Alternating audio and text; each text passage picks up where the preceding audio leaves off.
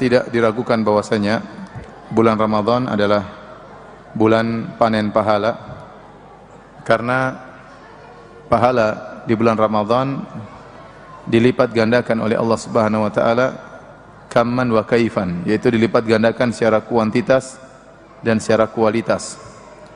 Pahala bisa jadi besar dengan dua metode. Pertama,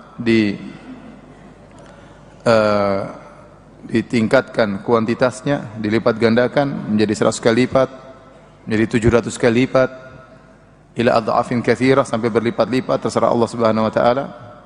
Atau kuantitasnya tidak dilipat gandakan tapi kualitasnya besar di sisi Allah Subhanahu wa taala. Tetap satu, tetapi kualitasnya besar, ya. Ibarat kalau kita mau bicara tentang perkara dunia, kita bilang mobil sama-sama mobil, tapi satu mobil murah, satu mobil mahal. Jadi demikian pahala dilipat gandakan dengan kuantitas ataupun dengan kualitas, ya. Oleh karenanya dalam suatu ibadah bisa jadi berbeda-beda tingkat kualitasnya.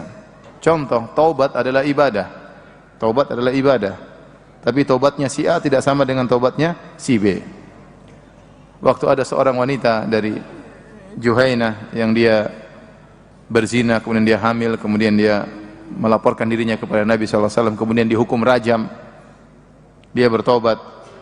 Kemudian setelah itu Nabi menyolatkannya, maka Umar berkata, "Ya Rasulullah, apa engkau salat kepada wanita yang qad zanat, telah berzina?"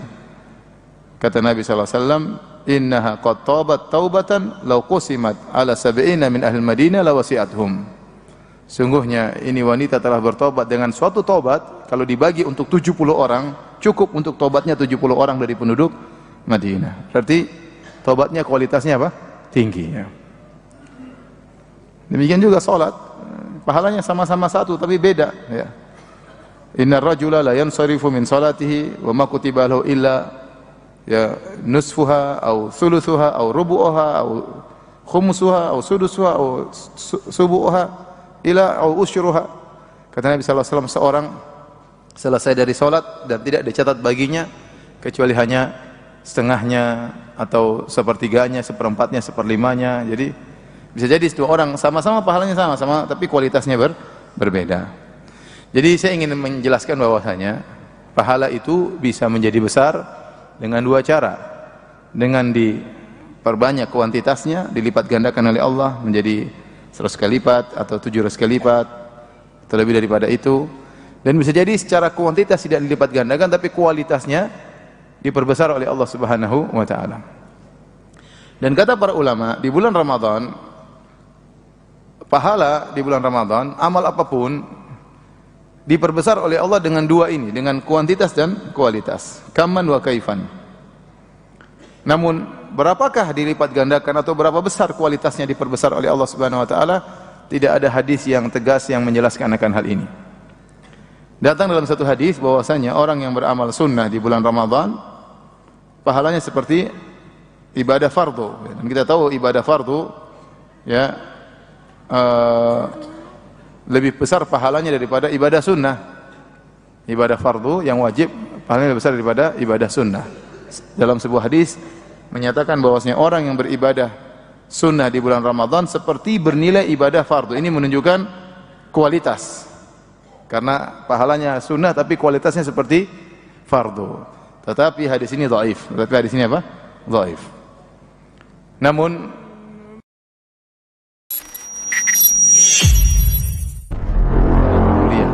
ibadah antum dilipat gandakan 72.000 kali lipat. Anda baca Quran 1 jam Lailatul Qadar seperti baca 72.000 kali lipat sewaktu itu. Paham? Karena kalau tidak dikasih matematika kadang-kadang kurang semangat, makanya saya kasih matematika. Tapi ini dalil bahwasanya di mana Lailatul Qadar ibadah dilipat gandakan secara kuantitas. Contoh ibadah dilipat gandakan secara kualitas seperti umrah. Kata Nabi SAW, al-umratu fi Ramadan ta'dilu hajjatan ma'i. Umrah di bulan Ramadan seperti berhaji bersamaku. Pahalanya sama-sama haji, pahala umrah. Sama-sama pahala umrah. Tetapi kualitasnya berbeda. Ya. Dari sini bisa kita ambil kesimpulan bahwasanya secara umum ibadah di bulan Ramadan itu diperbesar pahalanya oleh Allah dengan dua metode, dengan dilipat gandakan secara kuantitas maupun diperbesar secara kualitas. Maka ini memotivasi kita untuk banyak beribadah di bulan Ramadan. Sungguh beruntung orang yang diberi taufik oleh Allah untuk mengisi hari-harinya di bulan Ramadan dengan perkara yang bermanfaat. Dan ini mencakup seluruh ibadah. Meskipun ada ibadah yang spesial yang dianjurkan seperti baca Quran, tapi sungguhnya semuanya. Ya, kalau bisa dikerjakan, makanya Nabi SAW kebaikannya di bulan Ramadan bukan terbatas pada baca Quran, bahkan sedekah. Kata Ibnu Abbas radhiyallahu ta'ala anhuma, kana Nabi SAW ajwadan nas wa kana ajwad ma yakun fi Ramadan. Hina yalqa Jibril, hina yalqahu Jibril fayudarisuhul Quran. Adalah Nabi SAW adalah orang yang sangat dermawan, dan di puncak kedermawanan, lebih dermawan lagi tatkala di bulan Ramadan, tatkala dia bertemu dengan malaikat Jibril alaihissalam. Sehingga Nabi SAW sangat dermawan, dan disebutkan walakana Nabi SAW ajwada minar rihil mursalah, dan sungguhnya Nabi SAW itu lebih dermawan daripada angin yang berhembus. Rih itu angin, mursalah yang berhembus. Kata para ulama, Ibnu Abbas menyamakan kebaikan Nabi seperti rihil mursalah, karena angin yang berhembus itu dua sisi dia ada pada angin tersebut. Pertama, cepatnya berhembusnya. Yang kedua, kemana-mana. Jadi cepat dan kemana-mana. Jadi kedermawanan Nabi seperti itu. Ya, cepat dalam kedermawanan, dan yang merasakan kedermawanan Nabi banyak orang.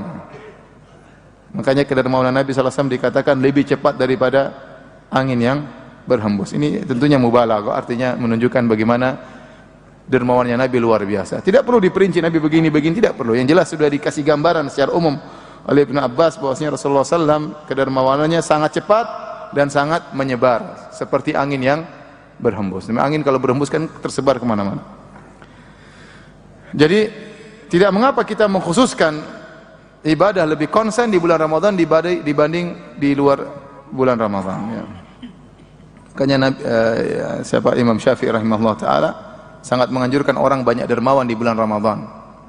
Kenapa? Karena di bulan Ramadan mungkin orang mencari rezeki lebih berkurang karena mereka konsen baca Quran, konsen ini. Harusnya mungkin ngojek nggak jadi ngojek, harusnya mungkin jualan nggak jadi jualan karena mereka. Nah, orang yang memiliki kelebihan harta bagi-bagi uangnya. Ya. Banyak sedekah terutama di bulan Ramadan karena pahalanya berlipat ganda. Baik. Ini mukadimah yang sampaikan. Pada kesempatan kali ini kita akan menyampaikan tentang 29 menit lagi buka. Jam Jakarta. Saya sahur di Jakarta.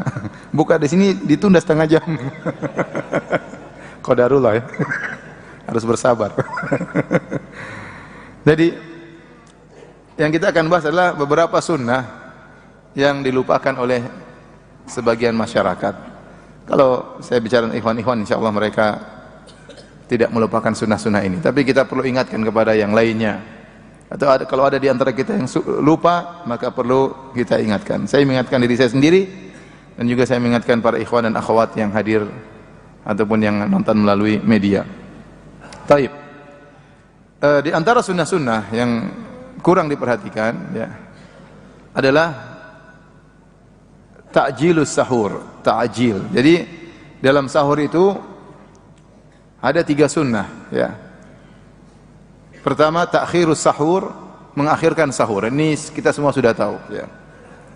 Sebagaimana dalam hadis Nabi SAW, la yazalun nas bi khair ma'ajjalul fitr wa akharus sahur. Sementara manusia senantiasa manusia dalam kebaikan jika mereka mengakhirkan sahur dan mempersegera berbuka.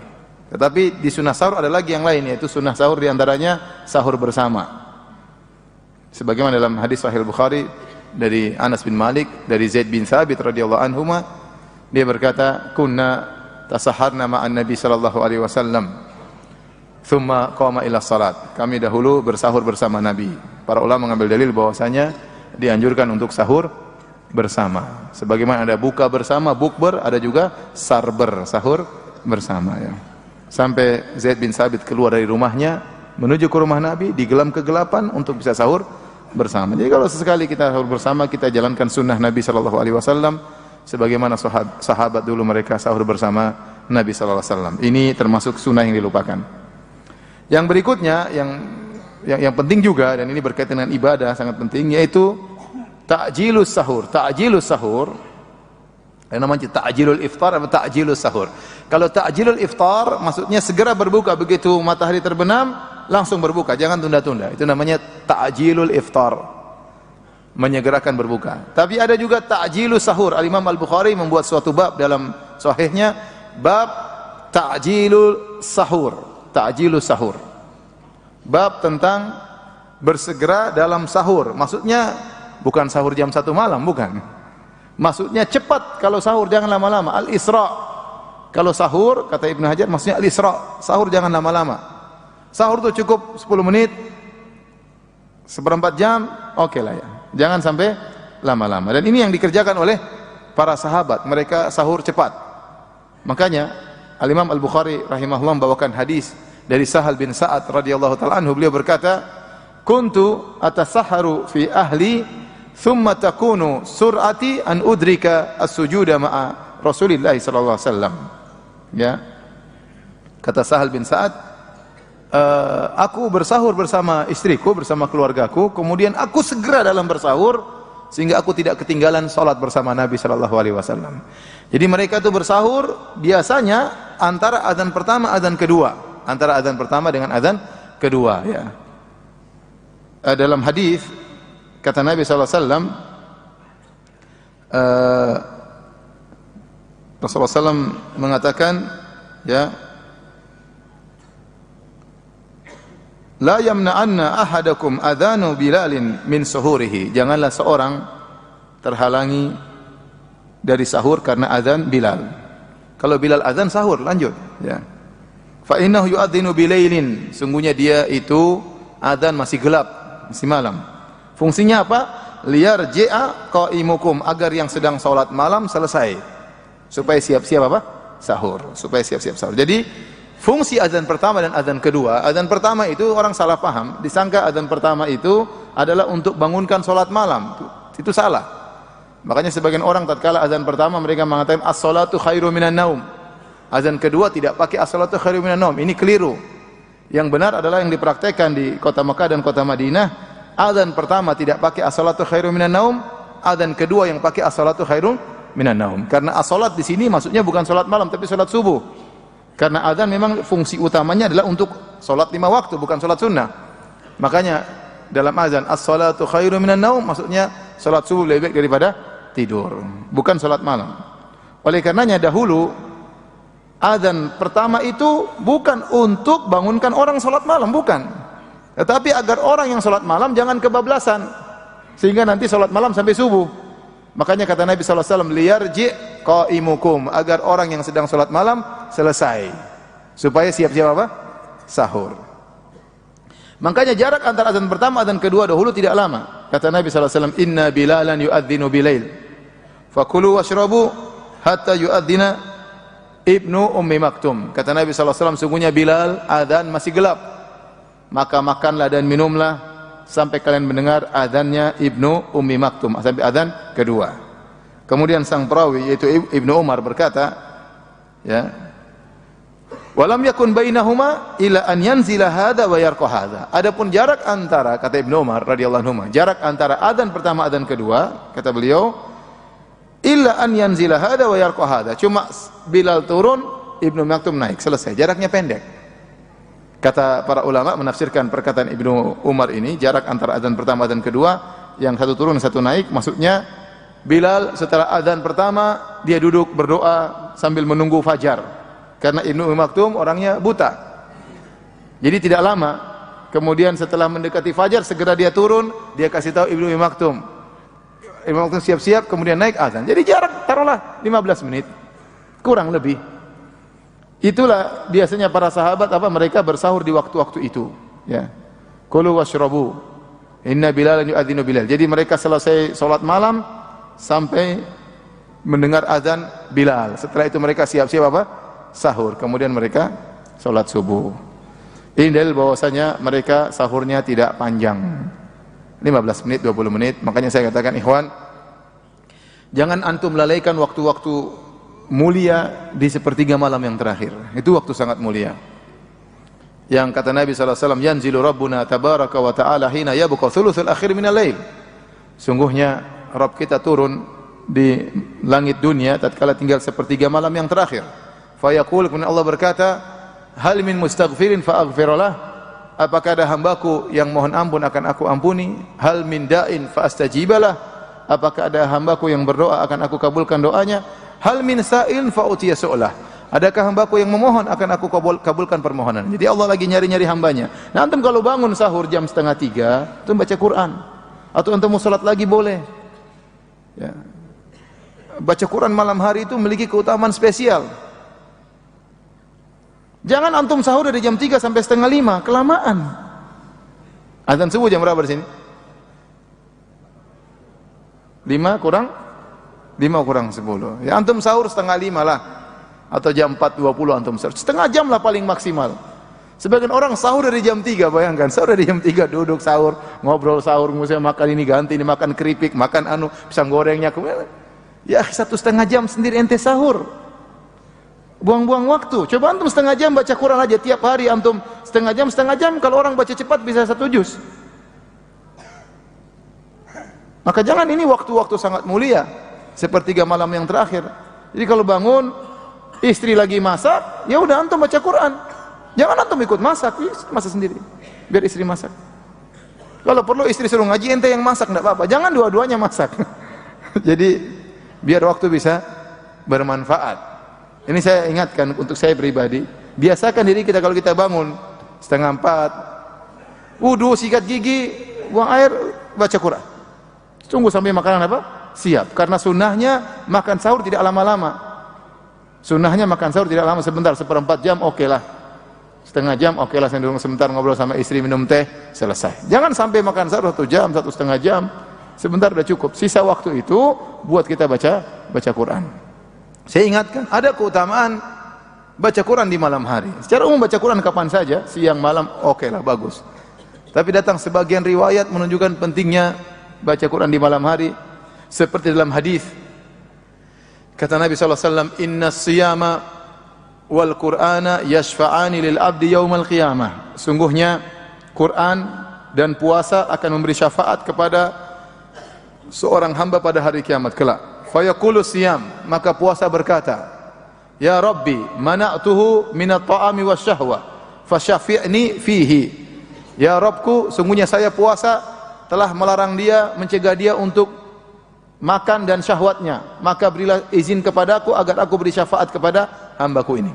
Karena pada hari kiamat kelak amalan akan datang dalam bentuk bisa berbicara, seperti seorang kalau masuk dalam kuburan akan datang amalnya. Kalau selama ini di dunia dia beramal soleh, akan datang seorang berwajah tampan, baunya harum, pakaiannya indah, kemudian berbicara dengan dia. Akhirnya orang di kubur berkata, man anta, siapa engkau?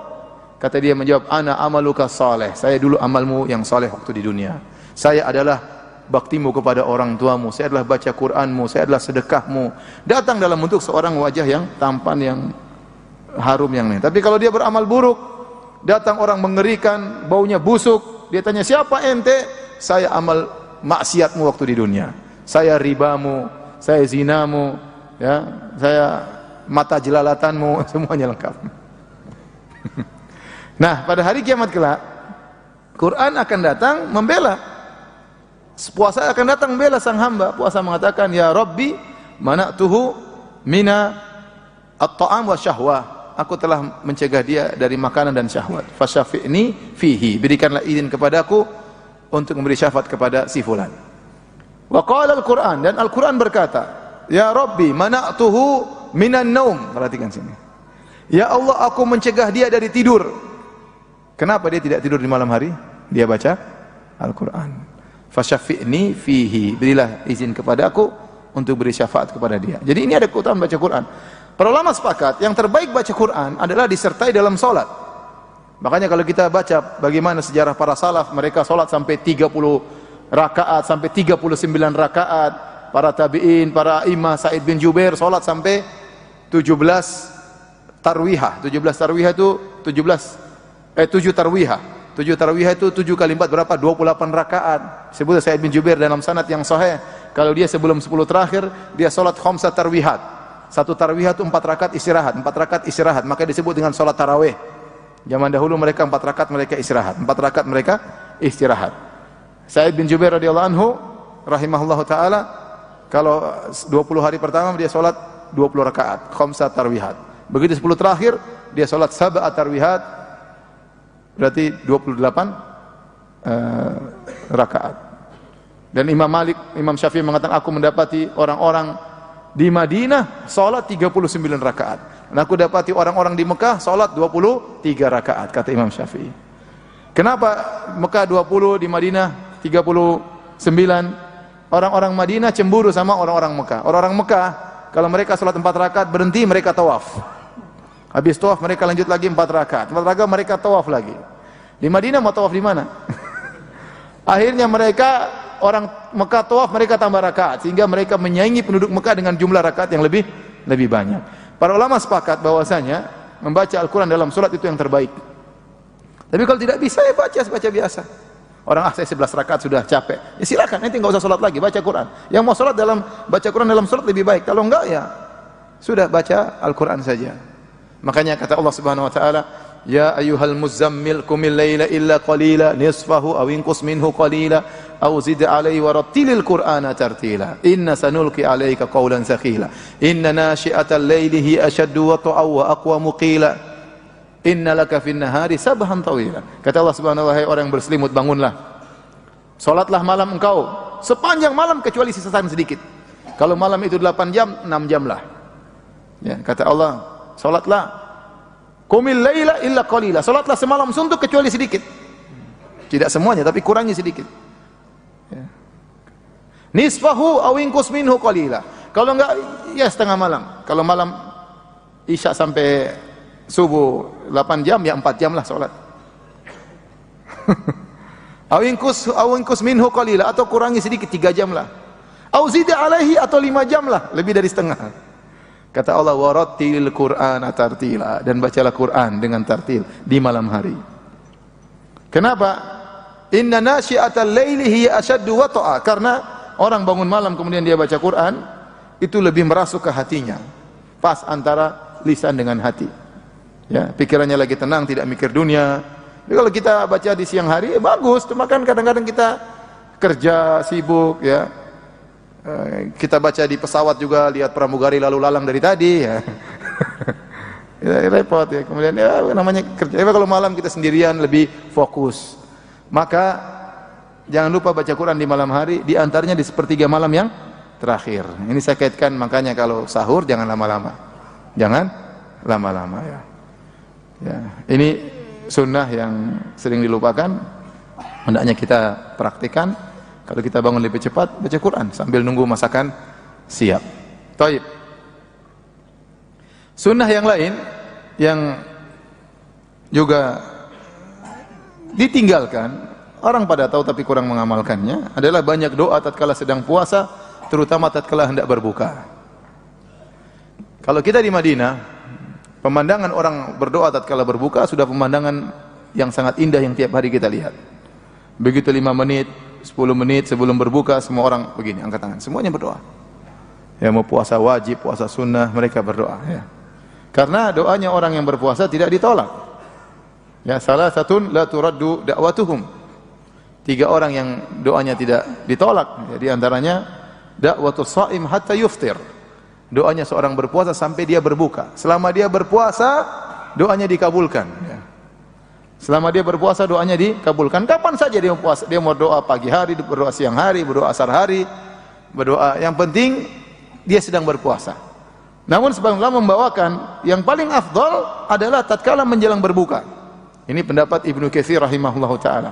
Ini pendapat dipilih oleh Syekh Utsaimin rahimahullahu taala. Menjelang berbuka. Kenapa? Karena datang satu hadis. Hadis ini fihi maqal, ada masalah. Ada yang menghasankan, ada yang mendhaifkan. Tapi maknanya benar ya. Kata Nabi SAW, lis-saim, inna lis-saim inda fitrihi da'watan la turad. Sungguhnya orang yang sedang berpuasa tatkala berbuka dia memiliki doa yang tidak ditolak. Ya. Ini hadis diperselisihkan, tapi saya bilang seandainya disebut tidak ada, maka logika bahwasanya orang tatkala hendak berbuka mudah dikabulkan itu sangat benar. Kenapa? Dia di puncak-puncak lemesnya, di puncak-puncak dahaganya, di puncak-puncak laparnya, di penghujung ibadahnya.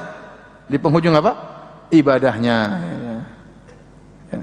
Maka dia berdoa kepada Allah Subhanahu wa taala. Ya. Jadi ini yang disampaikan oleh Ibnu Katsir rahimahullahu taala. Saya ingin bacakan perkataan Ibnu Katsir.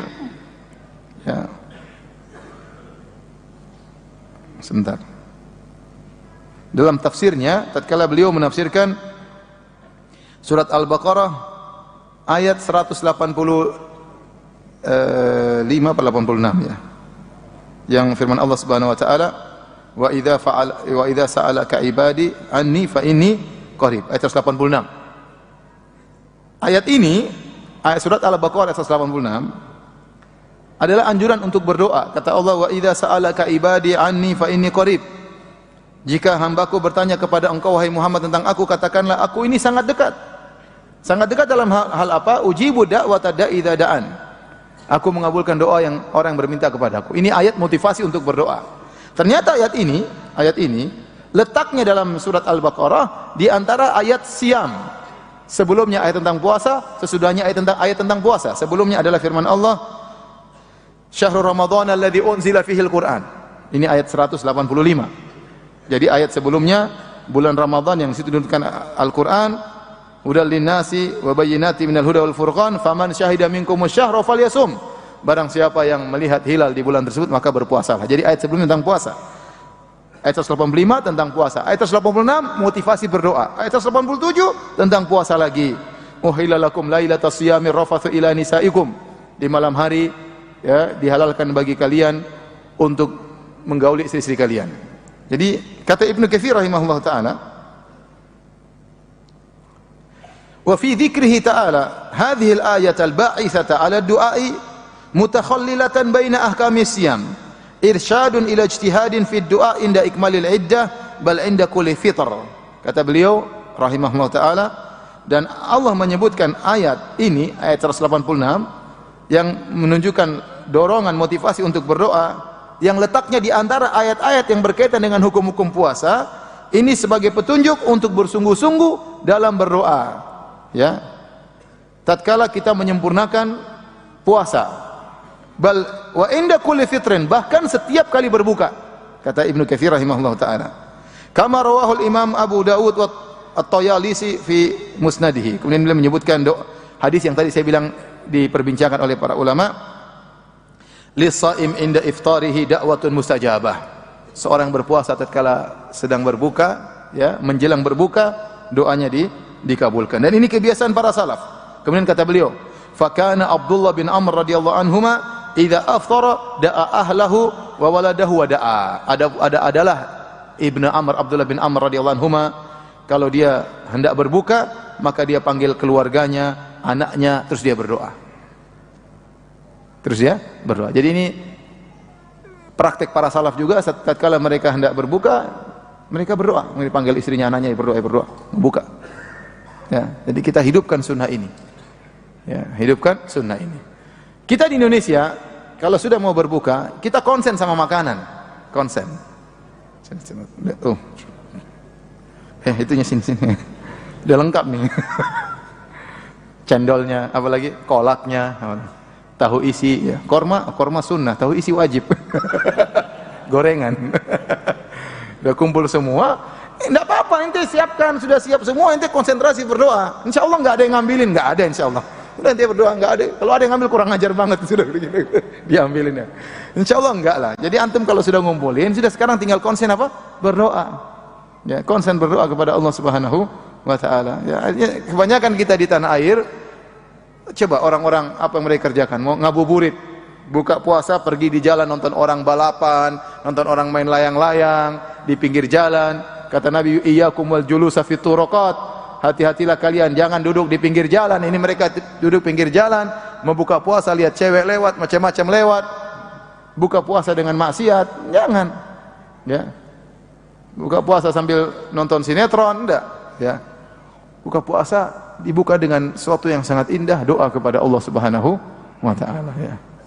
Jadi ini termasuk sunnah yang juga ditinggalkan. Maka hidupkan sunnah ini ya.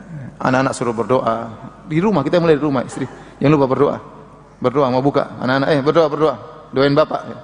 Doain ibu ya. Biar ibu sabar kalau dipoligami, doain. Bercanda, ibu-ibu marah nanti. Jadi doa, saudara anak doa, karena doa dikabulkan tatkala hendak apa? Berbuka.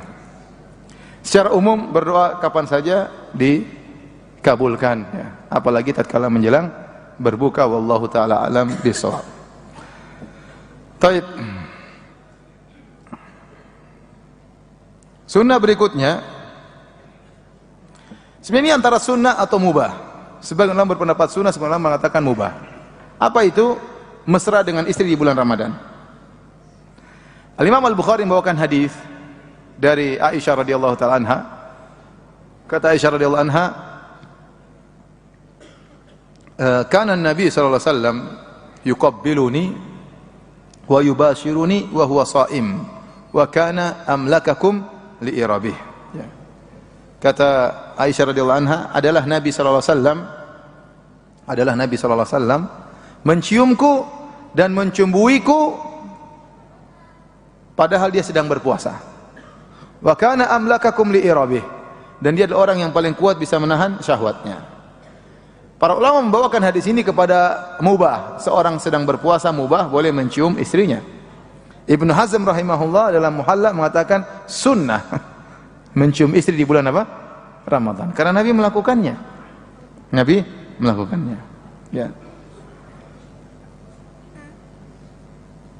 Sehingga para ulama ada khilaf. Bolehkah seorang lelaki mencium istrinya di bulan Ramadan? Sebagian ulama mengatakan boleh, selama dia bisa menahan syahwatnya. Secara mutlak boleh Nabi mencium istrinya. Yang dicium bukan cuma Aisyah. Dalam hadis Ummu Salamah juga demikian. Umar bin Abi Salamah, yaitu anaknya Ummu Salamah, yang dia fi hijri Nabi sallallahu alaihi wasallam, waktu Nabi menikah dengan Ummu Salamah punya anak bawaan, di antara namanya Umar.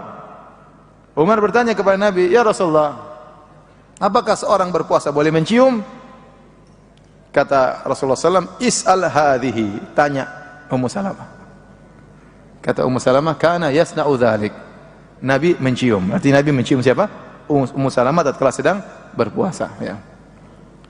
Kemudian juga dalam satu hadis Aisyah berkata, "Anna Nabi sallallahu alaihi wasallam ahwa ilayya liyuqabbilani." Nabi sallallahu alaihi wasallam turun tunduk mau menciumku. Faqultu inni sha'imah. Aku berkata, "Ya Rasulullah, saya puasa." Artinya jangan cium saya lagi puasa, kata Aisyah. Kata Nabi sallallahu alaihi wasallam, "Wa ana sha'im." Saya juga puasa, apa masalahnya? Nabi cium apa? Aisyah radhiyallahu taala anha, ya. Datang dalam riwayat Abi Dawud, kata Al-Hafidz Ibnu Hajar, Nabi, saya takut puasa antum batal ya. Jadi Nabi SAW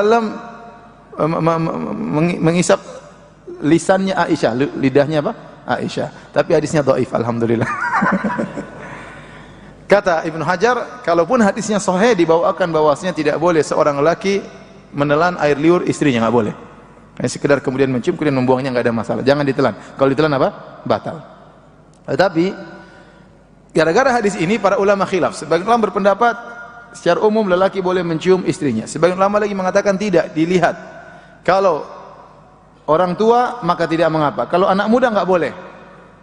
Kenapa? Anak muda gejolak syahwatnya lebih besar. Apalagi baru menikah, ya. Masih honeymoon, masih syahrul asal, masih bulan madu, ya. Bahaya. Kalau bapak-bapak sudah lama nikah nggak ada masalah. Karena sudah bulan bawang, bukan bulan madu lagi. Jadi nggak begitu pengaruh, ya. Yang benar bahwasanya tidak dibedakan antara tua dan muda. Dalilnya apa? Dalilnya tadi waktu Nabi ingin mencium Aisyah, Nabi umurnya 60-an. Aisyah masih belasan. Makanya waktu Nabi mencium Aisyah, Aisyah mengatakan, "Ini shaimah, saya puasa." Dan Aisyah masih muda, tapi Nabi tetap aja mencium siapa? Aisyah. Yang ingin saya sampaikan kepada antum sekalian, wahai bapak-bapak yang dirahmati oleh Allah Subhanahu wa taala, dan juga para jomblo yang menuntut ilmu, ya, sebelum menikah, ya. Yang menakjubkan di sini, inilah kesempurnaan Nabi kita sallallahu alaihi wasallam. Meskipun dia sedang beribadah kepada Allah Subhanahu wa taala, dia tidak melalaikan hak istrinya. Makanya kita dapati Nabi sallallahu alaihi wasallam tetap mesra dengan istrinya meskipun dalam kondisi beribadah. Meskipun dalam kondisi beribadah. Contoh dalam hadis ini, Nabi sedang puasa, Nabi cium istrinya. Enggak ada masalah. Nabi mencium istrinya. Kemudian juga dalam hadis dalam Sahih Bukhari kata Aisyah radhiyallahu taala anha, "Kana yaqra'ul Qur'ana wa ra'suhu fi hijri wa ana haidun." Adalah Nabi sallallahu alaihi wasallam, beliau baca Al-Qur'an sambil meletakkan kepalanya di pangkuanku padahal aku sedang haid. Nabi sallallahu alaihi wasallam murojaah tetap mesra dengan istrinya, ya tidak? Padahal Aisyah sedang haid, tapi Nabi tidak ingin menyedihkan Aisyah meskipun haid, Nabi tidak menjauh darinya. Bahkan murojaahnya Nabi terhadap Al-Quran tidak menghalangi dia untuk bisa dekat dengan istrinya. Antum tidak ada masalah antum berbaring istri atau sambil mijit istri, antum baca ya Quran sambil mijit-mijit istri, tidak ada masalah. Sekali-sekali antum pulang praktekkan hadis ini. Antum taruh kepala di pangkuan istri, terus antum murojaah. Qul huwallahu ahad, Allahus samad. Lam yalid wa lam yulad. Masya Allah, Abi rajin ya. Kok suratnya nggak ganti-ganti? Ini surat Abi suka sekali surat ini ya. Jadi Nabi SAW meskipun baca Quran tetap mesra kepada apa? Istrinya. Jangan sok alim ya. Abi lagi merojak. Nabi santai aja dibaca Quran di pangkuan istrinya. Lihat bagaimana sempurnanya akhlak Nabi SAW. Kemudian juga hadis yang masyhur dalam Sahih Bukhari, Sahih Muslim, tatkala Nabi sallallahu alaihi wasallam sedang iktikaf, ya. Saya bacakan hadisnya dari Ali bin Al-Husain radhiyallahu taala anhuma. Anna Safiyata zaujan Nabi sallallahu alaihi wasallam akhbarathu. Safiyah mengabarkan kepada Ali bin Husain. Safiyah bintu Huyai bin Akhtab. Dia mengabarkan annaha ja'at ila Rasulullah sallallahu alaihi wasallam tazuruhu fi i'tikafihi fil masjid fil ashr awakhir min Ramadan. Jadi Nabi sedang iktikaf di Masjid Nabawi. Bahkan Nabi konsentrasi beribadah, saking konsentrasinya sampai Nabi bikin semacam khiba'ah seperti kemah-kemahan, Nabi masuk situ biar orang enggak ganggu. Dibuat semacam kemah-kemahan untuk beribadah, fokus di situ biar enggak ada yang lihat dan bisa fokus. Artinya Nabi benar-benar ibadah, dan kita tahu hakikat iktikaf apa? Kata Ibnu Rajab Al-Hambali, hakikat i'tikaf adalah qat'ul alaik anil khalaik wal ittisalu bil khaliq. Hakikat i'tikaf adalah memutuskan segala hubungan dengan makhluk dan menyambung hubungan dengan Allah Subhanahu wa taala. Makanya kalau orang i'tikaf jangan banyak medsos, berarti dia masih kontak banyak dengan makhluk. Seperlunya saja. Kontak sama istrinya, sama keluarganya, seperlunya aja. Jangan i'tikaf kemudian nonton berita macam-macam, berarti dia masih kontak sama makhluk. Apalagi di masjid kemudian bicara bisnis, tentu lebih parah lagi ya. Dan jangan terlalu banyak berinteraksi. Ngobrol boleh sesekali, tapi bukan itu yang utama. Karena sebagian orang i'tikaf kemudian dia rame-rame 5 orang janjian di masjid Abu Darda misalnya, kemudian janjian kamu bawa pisang goreng ya, kamu bawa kopi, kamu bawa teh, kamu bawa gorengan, akhirnya ketemu ngobrol, warung kopi pindah ke masjid Abu Darda gitu. Boleh ngobrol sekali-sekali, tapi bukan itu utamanya. Karena utamanya adalah kita konsen beribadah kepada Allah. Tetapi yang mengherankan, Nabi di 10 malam terakhir di Masjid Nabawi sedang i'tikaf, dia dikunjungi oleh istrinya Safiyah. Annaha ja'at ila Rasulullah SAW tazuruhu fi i'tikafihi. Dia datang kemudian menziarahi Nabi tatkala Nabi sedang i'tikaf di Masjid Nabawi 10 hari terakhir di bulan Ramadan. Fatahaddathat 'indahu sa'atan. Kemudian dia ngobrol sama Nabi beberapa saat. Nabi ngobrol sama istrinya sedang i'tikaf. Thumma qamat tanqalibu, kemudian dia berdiri, Safiyah hendak pulang. Faqama Nabi sallallahu alaihi wasallam ma'aha yaqlibuha. Maka Nabi pun berdiri ngantar Safiyah pulang. Dalam riwayat yang lain, Safiyah berkata, faqala li Safiyah binti Huyai, maka Nabi berkata kepada Safiyah waktu Safiyah mau pulang. Kata Nabi, la ta'jali, jangan terburu-buru, sebentar. hatta ansarifa ma'aki, sampai aku nemani engkau pulang. Ya, bayangkan Nabi SAW bukan ngobrol udah selesai, udah pulang. Enggak, ya. Nabi berdiri nemani dia pulang. Para ulama khilaf, apakah Nabi keluar dari masjid atau cuma sampai di pintu masjid? Dalam sebagian riwayat sampai pintu masjid, ada yang sampai dalam riwayat sampai keluar. Sebagian ulama memandang bahwasanya Nabi antar Sofia sampai pulang ke rumah, karena rumah Sofia tidak jauh dari Masjid Nabawi. Ya.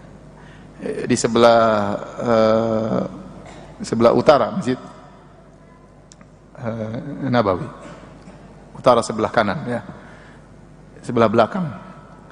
Jadi Nabi SAW sedang sibuk itikaf, dia berhentikan itikafnya untuk ngobrol sama istrinya. Bukan cuma itu, dia keluar dari masjid untuk ngantar apa? Istrinya. Ini dalil bahwasanya Nabi SAW meskipun tatkala sedang berpuasa, sedang beribadah, tetap menunaikan hak istrinya. Jadi ini nasihat bagi kita semua. Kita apapun kondisi kita, sebagai dai kah, sebagai pendakwah kah, ya, orang yang sedang tahfidz Quran lah, sebagai pengajar, tetap hak istri tidak boleh kita lalaikan. Ya, jangan kita sok pendakwah, sok ini, sok anu, ya. Enggak, ya. Sebagian orang dia keluar berdakwah, dia enggak mau bawa HP, biar istrinya enggak bisa kontak. Ini enggak benar seperti ini. Syekh bin Baz rahimahullah taala, saya dengar dari sebagian ulama bercerita, Syekh bin Baz rahimahullah taala kalau dia berdakwah, kalau nggak salah beliau istrinya 3, ya. Kalau dia berdakwah begitu, dia sampai satu tempat, dia telepon istrinya. Saya sampai di sini, gimana kabarmu? Apa perempuan perlu diperhatikan meskipun cuma 2 menit, 3 menit. Ya. Apa usahanya antum kemana? Antum tinggal WhatsApp. Sayang, saya sudah sampai. Sampai di istri kedua. Apa susahnya? Sok sibuk, ya. Karena perempuan tuh dia butuh 2, dia butuh perhatian, dia sama emas 2 ini. Dia butuh emas, tapi perhatian lebih utama daripada duit, ya. Duit perlu, ya, tapi perhatian itu juga tidak kalah penting. Perhatian, perasaan dia. Maka lihat bagaimana Nabi SAW, ya, tidak perlu kita ceritakan terlalu banyak perhatian Nabi terhadap istrinya. Yang ingin saya fokuskan, Nabi sedang beribadah, tetap perhatian sama apa? Istrinya. Itu yang harus kita ingat, ya. Inilah para hadirin dan hadirat yang ingin saya sampaikan pada kesempatan kali ini. Semoga bermanfaat, semoga bisa kita amalkan.